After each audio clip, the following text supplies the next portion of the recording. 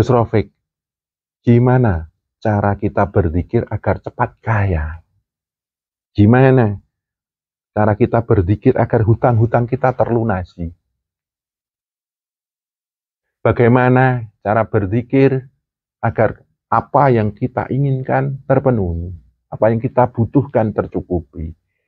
Di situ ada satu pembeloan nilai bahwa syahadat itu hanya untuk meloloskan keinginan kita atas cinta dengan dunia.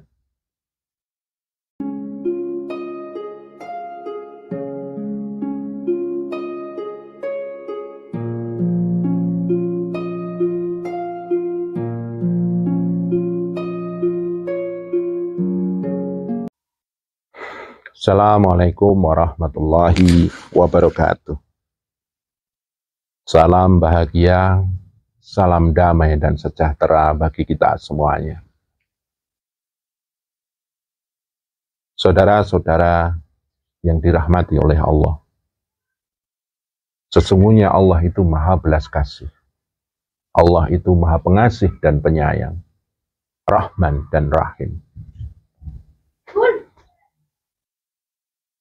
Sebagai wujud belas kasihnya Allah kepada sang hamba, maka Allah selalu memanggil sang hamba tersebut untuk selalu dekat dengannya. Dengan satu panggilan yang sangat indah, dengan nada penuh dengan belas kasih. Ya ayyatuhan nafsul mutmainnah, hai jiwa-jiwa yang tenang, irji'i, datanglah ila rabbik, datanglah kepada Tuhanmu, datanglah kepadaku, radiyatan mardiyah, dengan ridho dan aku ridhoi. Sesungguhnya Allah memanggil sang hamba untuk dekat kepadanya, agar sang hamba tersebut dekat dengan belas kasihnya. Allah memanggil sang hamba agar tidak jauh dengannya, tidak jauh dengan belas kasihnya. Ketika sang hamba dipanggil oleh Allah dan dia mendekat, maka dekatlah dia dengan pertolongan Allah, dekatlah dia dengan perlindungan Allah, dekatlah dia dengan Allah yang maha menjaganya. Ketika dia dekat dengan Allah, dia dekat dengan sumber dari segala sumber hidup dan kehidupan. Saudaraku, ketika kita dipanggil oleh Allah untuk mendekat kepadanya, kita berjalan. Maka dari itu ketika kita berjalan, kita butuh jalan. Jalan itu sudah dihidayahkan oleh Allah lewat Rasul dan Nabi-Nya. Bil khusus Nabiullah Muhammad SAW. Apa jalan itu? Orang-orang yang bisa datang dan menghadap di sisinya, maka Allah menjelaskan, inna dina indallahil Islam. Jalan yang bisa menghantarkan sang hamba untuk dekat di sisi Allah, indallah, itulah jalan keselamatan. Di situ disebutkan bahwa orang yang bisa berhasil memperjalankan jiwanya untuk dekat di sisinya, itulah orang-orang yang lulus, lolos, dan bisa menegakkan dinul Islam, agama yang menyelamatkan. Nabiullah Muhammad SAW menjelaskan ada 5 rukun jalan keselamatan itu. Bahasa Arabnya ada 5 rukun Islam, yaitu syahadat, sholat, puasa, zakat, dan haji. 5 rukun Islam itu adalah jalan kita untuk datang dan bisa dekat di sisi Allah. Indallah. Hakikatnya, 5 rukun Islam tersebut adalah jalan untuk kita dekat kepada Allah. Setelah dekat kita sujud kepada Allah, puja-puji Allah, menegakkan penghambaan kita kepada Allah, menegakkan tauhid rububiyah, mulukiyah, dan uluhiyah. Akan tetapi, saudaraku, seiring dengan perkembangan zaman, seiring dengan perubahan zaman, 5 jalan itu sekarang sudah mulai terjadi satu pergeseran nilai. Rukun Islam yang seharusnya menjadi jalan untuk dekat di sisinya, sekarang ada satu pembelokan nilai menjadi satu jalan manusia untuk hubbud dunya, cinta dengan dunia.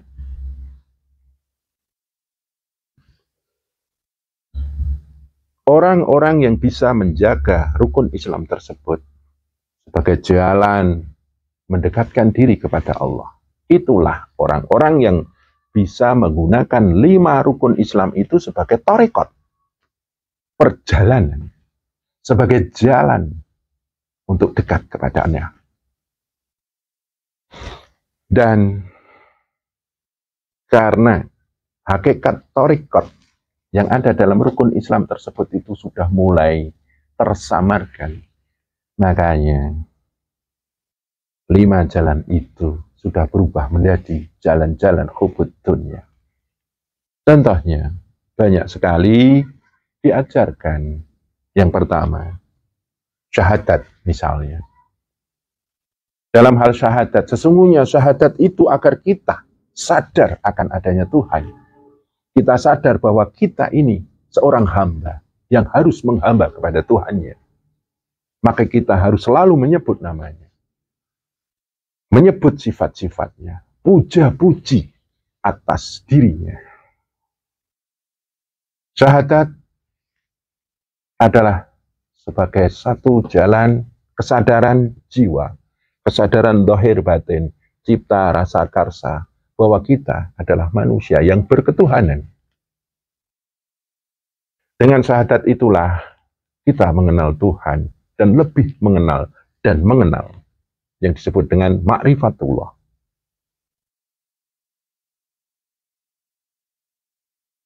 Orang yang menjaga syahadat agar bisa menjadi jalan taqarruban kepada Allah, itulah orang-orang yang bertarekat dengan syahadatnya, dihiasi dengan zikir-zikir dan wirid. Ada menyebut namanya Allah, menyebut sifat-sifatnya, subhanallah, alhamdulillah, Allahu akbar, la haula wala quwata illa billah, istighfar, astaghfirullahaladzim, syahadat keimanan, syahadat tauhid, la ilaha illallah. Semuanya itu diramu agar kita benar-benar selalu menjaga kesadaran kita atas adanya Tuhan, kesadaran kita sebagai seorang hamba. Ketika ajaran thariqah disuguhkan, justru banyak yang bertanya. Ini saya contohnya. Banyak yang bertanya karena kebetulan saya mengunggah banyak video di YouTube dan saya membentuk satu grup WhatsApp agar kita bisa bersama-sama belajar dan mempelajari ilmu Islam, agar kita bisa bersama-sama memperjalankan jiwa kita kepada Allah. Justru di situ banyak sekali pertanyaan.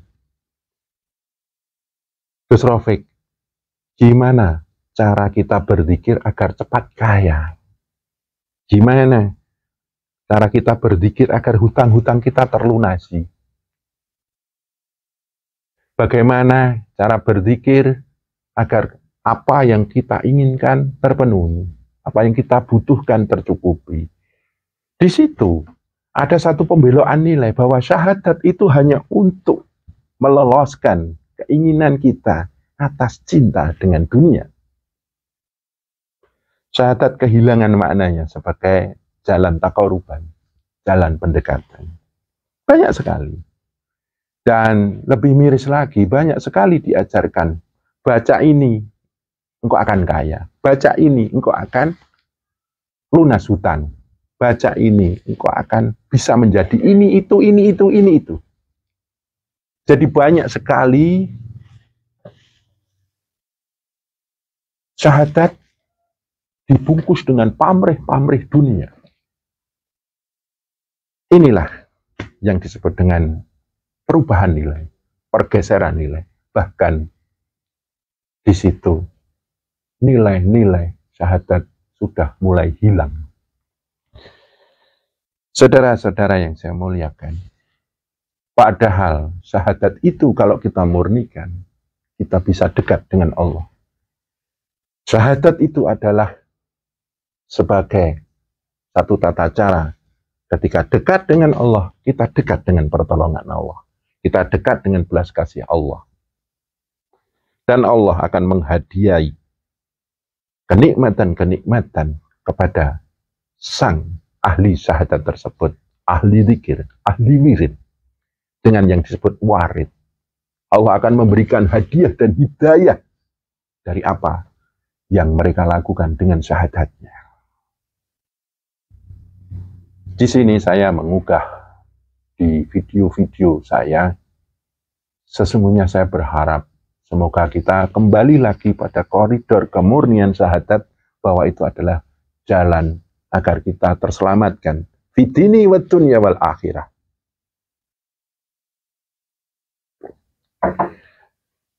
Selanjutnya, jalan setelah syahadat adalah sholat. Sholat pun sekarang sudah dibelokkan.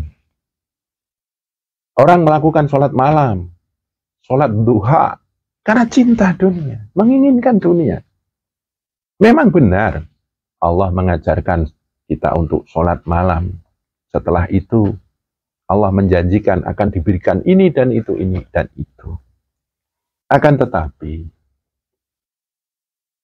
kalau sholat kita sudah tercampuri oleh pamrih-pamrih dunia, maka sholat kita ini tidak akan bisa menembus taqarruban, tidak bisa menghantarkan diri kita untuk dekat di sisi Allah. Inda Allah. Selanjutnya adalah puasa. Puasa ini pun juga banyak pembeloan. Puasalah Senin Kemis, puasalah Daud, engkau akan kaya, engkau akan dapat ini, itu, engkau akan tercukupi duniamu. Itu pun juga pembeloan. Padahal yang namanya puasa itu adalah hakikatnya pengendalian. Allah itu sudah memberikan kebebasan yang maksimal kepada kita. Silahkan ambil kenikmatan dunia. Silahkan ambil apa-apa yang engkau butuhkan, apa yang engkau inginkan di dunia ini. Silahkan engkau kaya. Silahkan engkau mempunyai derajat kemuliaan. Akan tetapi, aku Tuhanmu. Jangan lupa bahwa engkau adalah hambaku. Bersyahadatlah. Aku adalah Tuhanmu. Jangan lupa, sujudlah kepadaku. Jangan sampai engkau lupa diri. Jangan sampai engkau lepas kendali. Lah puasa inilah Allah menjaga dengan puasa ini agar kita tidak lepas kendali. Saudara yang saya muliakan, kita bersyahadat, kita sholat, kita berpuasa. Itu harapannya adalah kita agar selalu dekat dan mendekat kepadanya. Dan kita diberi kebebasan setelah engkau bersyahadat, setelah engkau berpuasa, engkau bersolat, berdoalah. Allah membuka pintu pengkabulan. Allah membuka pintumu mustajabah. Mintalah kepadaku. Berdoalah kepadaku. Ud'uni fastajib lakum. Berdoalah kepadaku, maka aku akan mengkabulkan. Pintu keinginan, pintu permintaan, pintu harapan itu dibuka penuh oleh Allah dengan doa. Tapi jangan campuri syahadat kita, sholat kita, puasa kita dengan hal-hal yang membungkus pamrih-pamrih duniawiyah kita, membungkus hubbud dunia kita. Insya Allah kita akan terjaga kemurnian rukun Islam kita. Selanjutnya adalah sedekah. Sedekah pun sudah terjadi perubahan nilai, pergeseran nilai, bahkan pergantian nilai. Zakat atau sedekah sudah menjadi bisnis bagi manusia. Bersedekahlah 1 juta, engkau dapat 100 juta. Bersedekahlah 100.000, engkau dapat 1 juta. Jadi sedekah itu atau zakat itu seperti dagang. Modalnya berapa, dapat untungnya berapa, kayak gitu. Itu sesungguhnya pembelokan nilai. Nilai sedekah, nilai zakat yang seharusnya untuk mendekatkan diri kepada Allah. Sekarang berubah nilainya. Menjadi nilai-nilai dagang yang di situ menegakkan pamrih-pamrih duniawiyah. Menegakkan hubbud dunia, kecintaan manusia kepada dunia. Bahkan sebagai wujud persujudan manusia kepada dunia, bukan kepada Allah. Itulah yang disebut kufur. Pelakunya adalah kafir.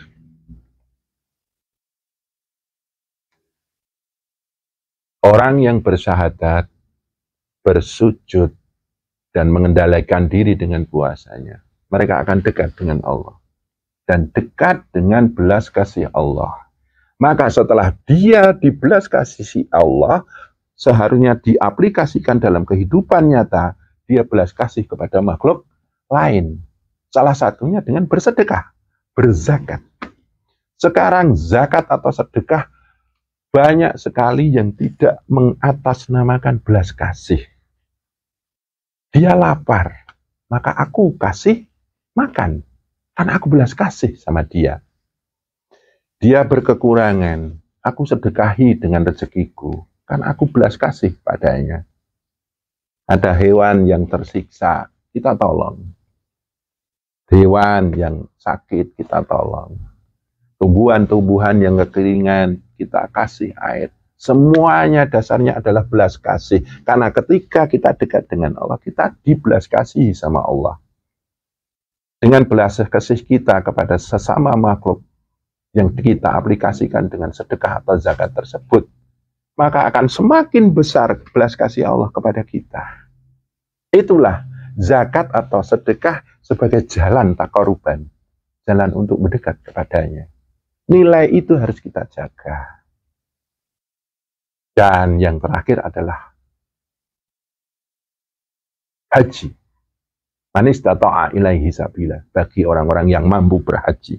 Atau mungkin karena sekarang haji begitu rumitnya, waktu kita untuk ke sana itu sekarang antrinya luar biasa, ya umroh. Haji dan umroh ini adalah sebagai satu jalan menyempurnakan dinul Islam kita. Ketika kita bersyahadat kepada Allah, haji adalah penyempurnanya. Ketika kita sujud pada Allah, haji adalah penyempurnanya. Ketika kita berpuasa, mengendalikan diri agar selalu dekat dengan Allah, hajilah penyempurnanya. Ketika kita belas kasih dengan zakat dan sedekah kita, hajilah penyempurnanya. Haji adalah sebagai titik penyempurna keislaman kita, jalan keislaman kita agar bisa dekat di sisi Allah. Saat ini haji itu pun banyak sekali perubahan nilai. Haji agar kita mempunyai satu label haji di nama kita. Di dalam bermasyarakat, kita butuh diakui bahwa kita sudah naik haji. Kita butuh dimuliakan bahwa kita sudah naik haji. Dan haji menjadi satu kebanggaan, satu titel bangga di mata makhluk. Bukan sebagai rasa syukur kepada Allah, karena diizinkan untuk bisa ziarah di Baitullah. Saudara-saudara yang saya muliakan, Ketika kita menjadi orang Islam, sepertinya kita perlu bermuhasabah atas keislaman kita, perlu bermawas diri, perlu koreksi diri. Betulkah, apa benarkah kita sudah menggunakan dinul Islam, rukun Islam ini sebagai jalan keselamatan? Ataukah rukun Islam ini justru menjadi jalan untuk kita semakin cinta dengan dunia, menjauhkan kita dari Allah, karena dunia menghijab hubungan pribadi kita dengan Allah. Saudara-saudara yang saya muliakan,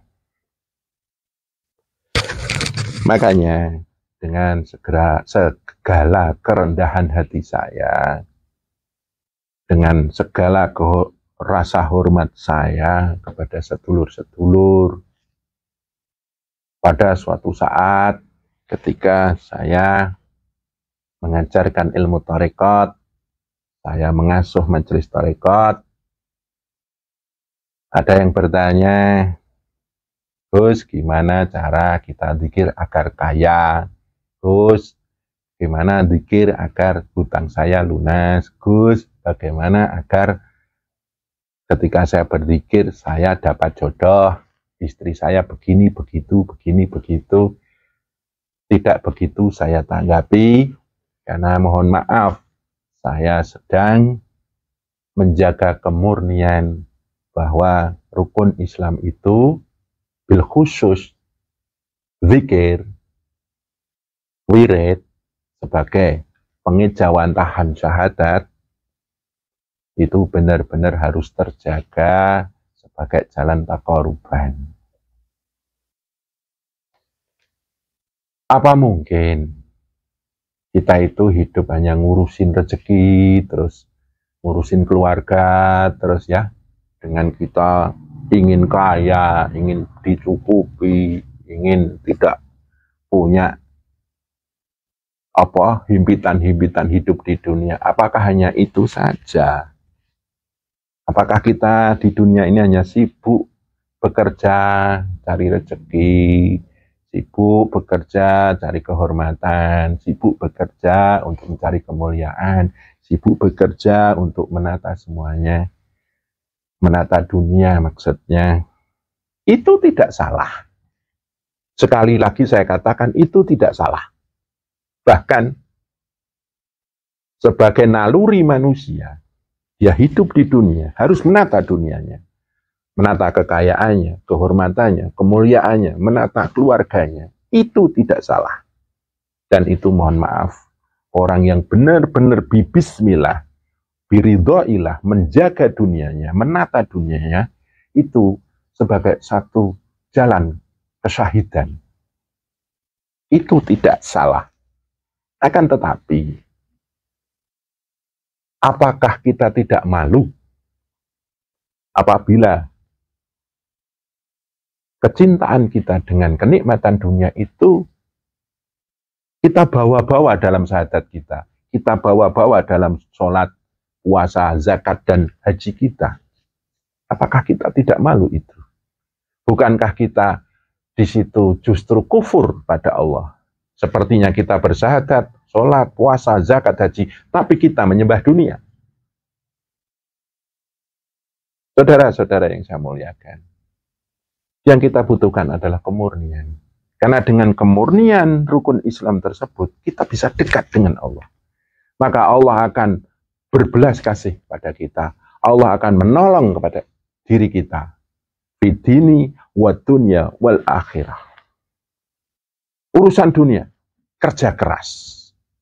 Maksimalkan daya pikirmu, daya tubuhmu, daya nafsumu, daya kemampuan dan keahlianmu untuk menata dunia. Silakan. Tapi dalam hal persujudan, dalam hal jalan keislaman, itu perlu kita jaga kemurniannya. Agar semuanya menemukan satu hakikat bahwa rukun Islam itu adalah satu jalan agar kita dekat kepada Allah sebagai thariqat. Dan kita menemukan hakikat rukun Islam itu sebagai penghambaan kita pada Allah, Tuhan semesta alam. Kita benar-benar menegakkan bahwa rukun Islam itu sebagai satu sisi tauhid kita, satu sisi penghambaan kita kepada Allah, tanpa tercampuri oleh hal-hal yang bersifat duniawiyah. Istilah Jawanya, tetep tan owah gingsir, suci tan kecampuran. Semoga kita semuanya, termasuk golongan orang-orang yang dimurnikan dalam memeluk ajaran Islam ini, memeluk agama Islam. Dan dalam saya menyampaikan ini, mungkin banyak kurang dan kelirunya. Saya cuma bisa mohon maaf yang sebesar-besarnya. Seandainya ini bermanfaat, semoga ini menjadi titik pencerah bagi kita, titik hidayah bagi kita. Dan seandainya tidak bermanfaat, cukup tinggalkan saja, lupakan. Anggap diri saya ini tidak pernah berkata apa-apa. Abaikan dan lupakan. Billahi taufiq wal hidayah. Assalamualaikum warahmatullahi wabarakatuh.